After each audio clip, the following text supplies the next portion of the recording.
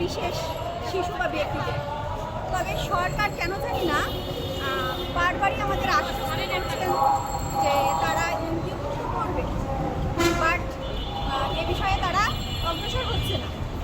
এর কারণে হয়তো পিছিয়ে পড়ছে আমাদের শিশুরা, এবং মনে করেন যে আমরাও পিছিয়ে পড়ছি। কারণ হয়তো কয়েকদিন কিংবা কয়েক মাস একটা বিনা বেতনে শিক্ষা দেওয়া যায়, তবে মাসের পর মাস, বছরের পর বছর এটা সম্ভব নয়।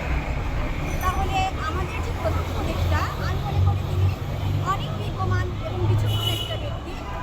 তো তিনি এত বিচক্ষণ হয়ে কেন এইটার দিকে দৃষ্টি দিচ্ছেন না? তো আমার আকুল আবেদন যেন তিনি এই বিশেষ শিশু বা আমাদের বিশেষ যারা আমরা শিক্ষক আছি, আমাদের দিকে একটু ভালো সুদৃষ্টিতে তাকান। এটাই আমাদের তার কাছ থেকে আশা।